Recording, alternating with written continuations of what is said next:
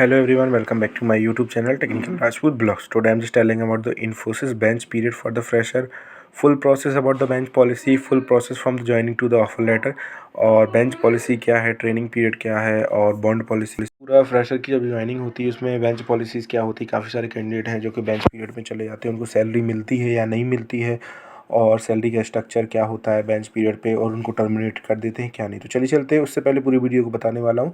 Officially जो notice period होता है वो 3 मंथ का होता है, और bench period mention is 60 days. तो मतलब समथिंग ये 11 जुलाई का अभी रिसेंटली का अपडेटेड इन्फॉर्मेशन है। पर बहुत सी कंपनियों ने अभी रिसेंटली में 2021 के बाद में 90 डेज़ का जो नोटिस पीरियड था और जो कि बेंच पीरियड था 60 डेज़ कर दिया था। उससे पहले हमारा जो कि नोटिस पीरियड था 60 डेज़ का था, पर सभी कंपनियों ने नोटिस पीरियड 3 मंथ का मतलब समथिंग 90 डेज़ और बेंच पीरियड इसे 60 डेज़ का हो चुका है। तो ये इन्फोसिस की बेंच पॉलिसी और नोटिस पीरियड के रिगार्डिंग है, जो कि डेज़ में आप लोगों को कन्फर्म है अगर आप लोग ज्वाइन करते हैं। As a Infosys has a bunch of employee who were the upcoming for the new project is a pool which is called a bench। मतलब बेंच पीरियड क्या होता है कि कैंडिडेटों को जो कि मतलब प्रोजेक्ट मिलते हैं, कंपनी प्रोजेक्ट नहीं होते हैं तो कंपनी कैंडिडेटों को बेंच पर कर देता है। जैसे कि employ who are on a bench have to certain restriction and policies. तो उनको प्रोजेक्ट नहीं मिलते हैं तो उनको बेंच पर कर दिया जाता है। जब भी उनके पास प्रोजेक्ट की नीड होती है तो कंपनी उनको बेंच पीरियड से हटा देती है। और सैलरी का क्या स्ट्रक्चर होता है, जैसे कि yes, Infosys had terminated employee in the last quarter, but it is not because they were on the bench for a long time, rather than they were failed to clear internal FA exam even after the 3 attempt while in a bench period। तो बहुत सारी अभी fake news recently में आई थी कि candidate bench period पे थे और उनको निकाल दिया गया था, पर ये फेक इन्फॉर्मेशन थी। क्योंकि देखो, बेंच पीरियड पे कैंडिडेट तभी रहता है जब वो इंटरनल एग्ज़ाम क्लियर कर लेता है, और इंटरनल एग्ज़ाम क्लियर करने के बाद में प्रोजेक्ट की नीड नहीं होती है, और प्रोजेक्ट नीड नहीं होती है तो कुछ रिस्ट्रिक्शन होते हैं जैसे कि कंपनी की तरफ से, तो वो क्लियर नहीं कर पाते हैं। अटैम्प्ट में 1 अटैम्प्ट, 2 अटैम्प्ट, 3 अटैम्प्ट के चांसेस मिलते हैं, फिर भी नहीं हो पाते, तब टर्मिनेट करती है इन्फोसिस। अब बात करते हैं, there is a no difference in salary whether you are on a project और अ बेंच। अगर आप लोग का CTC after the training will be the 3.6 LPA per annum after the 20 अगस्त 2022 के उसमें कंडीशन के बाद में, तो जो कि डिफरेंसेस कोई नहीं होता। अगर आप लोग सैलरी आपकी 3.5 या 3.6 LPA पर एनम है और आप लोग का बेंच पे भी है तो वही सेम है। पर कंडीशन अभी रिसेंटली में चेंज हो चुकी है। बहुत सारे एम्प्लॉइयों को सैलरी का जो कि बहुत ज़्यादा सैलरी हाइक नहीं हो रही है। रिसेंटली में सैलरी का जो स्ट्रक्चर है जो नहीं हो रहा है, जैसे कि देखा जाए जीरो बेंच कंडीशन में क्या होता है, as an focus can no be sitting if either if or he or she not allocated a project, then they may not some tasks which are given by the lead or existing project.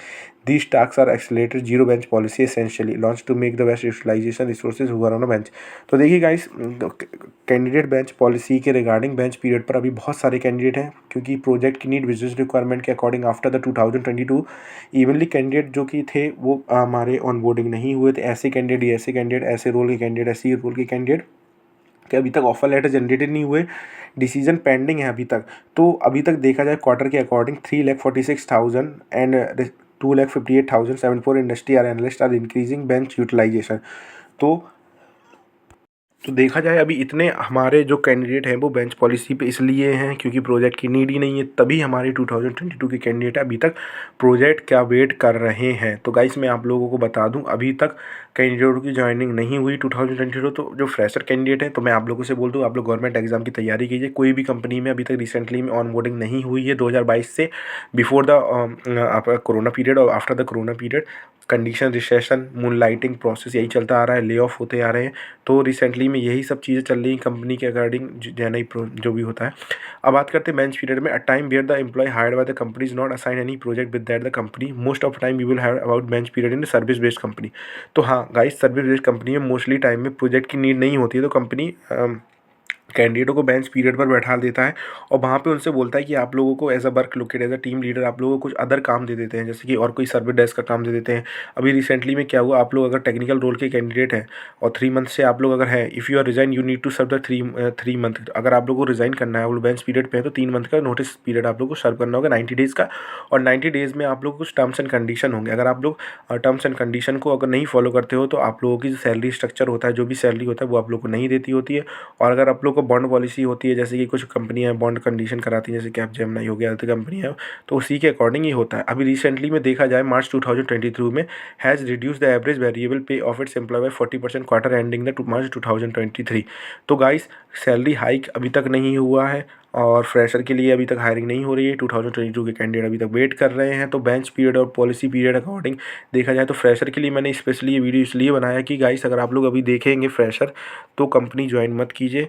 Dark reality यही चीज़ है कि company अभी मत join कीजिए। 2022-21 के candidate अभी तक वेट कर रहे हैं, तो मेरे अकॉर्डिंग बेकार ही है। अगर आप लोगों को जाना है तो आपको बेंच पीरियड पे मिल जाएगा। अगर आप लोगों की ज्वाइनिंग भी अभी जो कैंडिडेट है उनकी ज्वाइनिंग भी होती है एसी रोल के डीएससी रोल पे कैंडिडेट, तो उनको अभी तक प्रोजेक्ट भी नहीं मिलेंगे। मैं आप लोगों से बोल दूं जो वेट कर रहे हैं डिसीजन पेंडिंग उनके में लिखा हुआ है, उनको प्रोजेक्ट भी मिलेगा तो उनको बेंच पे बैठा दिया जाएगा। तो यही चीज़ है 3 month notice period maximum days तो Infosys after filling the e SAP.